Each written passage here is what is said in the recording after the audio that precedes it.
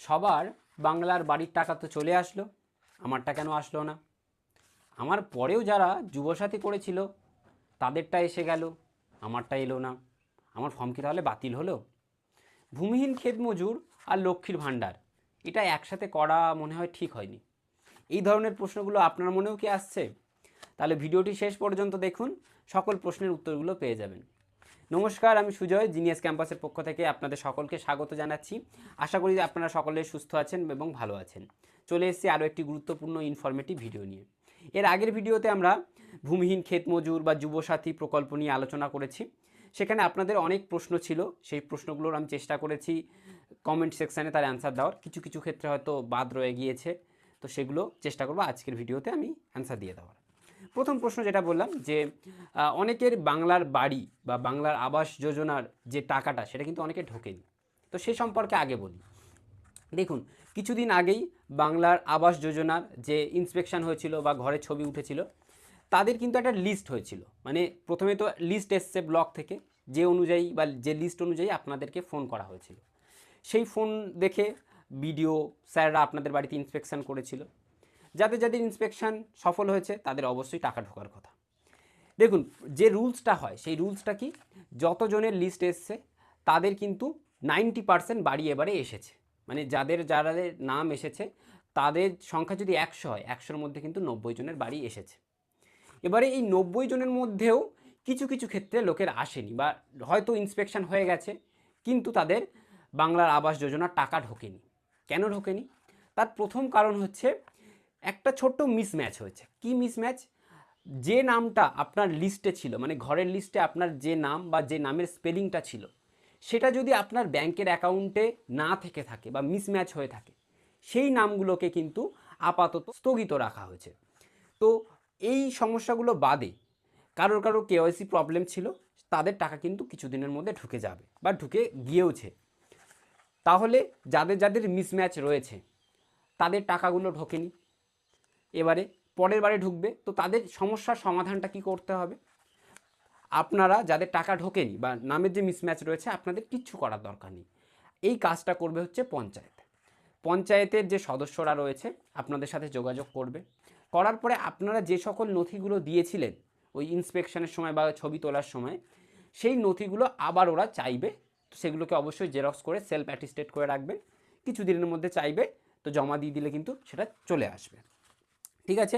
আরেকটা জিনিস বলি, যে অনেকেই আমাকে জিজ্ঞাসা করছিলে যে দাদা, যারা আবেদন করে ফেলেছে তারা, তো আমরা নতুনরা কিভাবে আবেদন করব?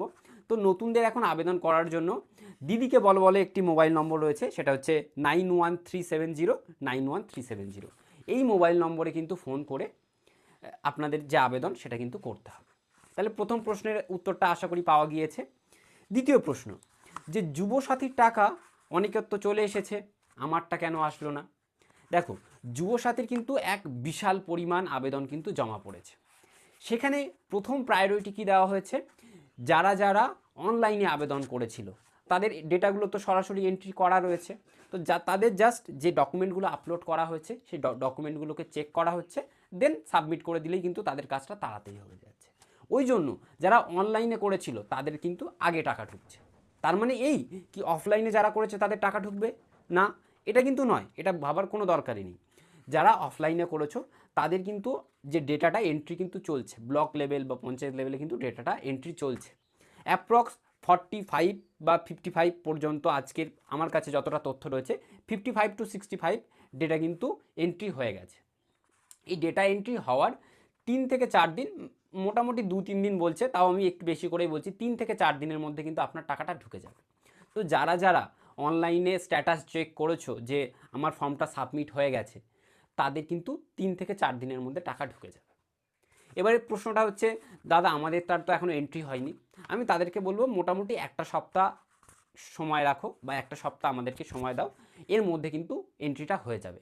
কিছু কিছু পঞ্চায়েতে দেখা গিয়েছে যে অনেক ফর্ম পড়েছে, সেখানে একটু লেট হচ্ছে।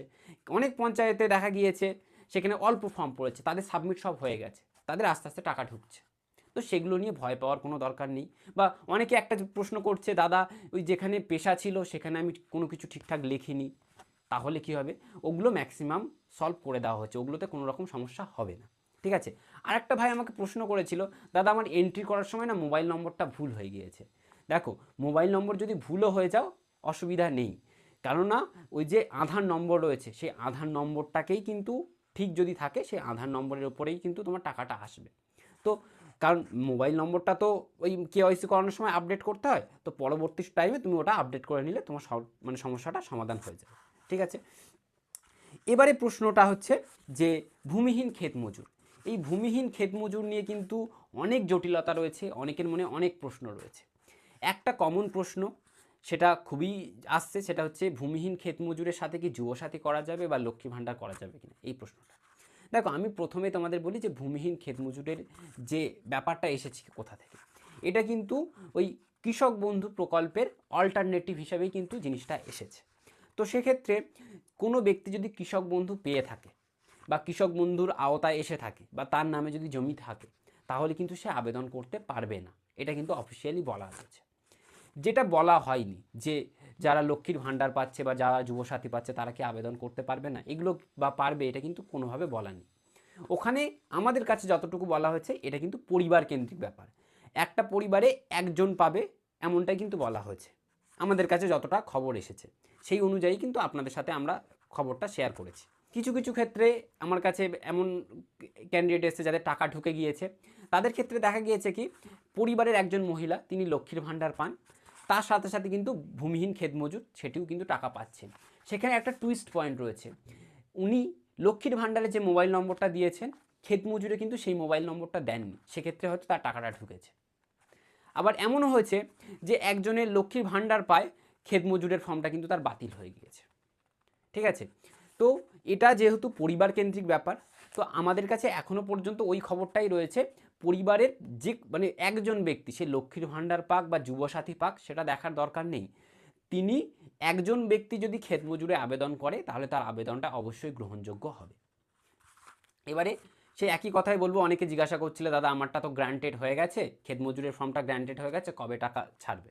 দেখো, যুবসাথীর টাকাটা আগে দেওয়া হবে, তারপরেই ক্ষেত মজুরের টাকাটা কিন্তু ঢোকা শুরু হবে। এবারে কোনো কোনো পঞ্চায়েতে দেখা গিয়েছে যুবসাথীর প্রায় সব ফর্ম সাবমিট হয়ে গিয়েছে, তারপরে ক্ষেত মজুরটাও সাবমিট হয়ে গেছে, ফলে দেখা গিয়েছে ক্ষেত মজুরের টাকা কিন্তু ঢোকা শুরু হয়ে গিয়েছে।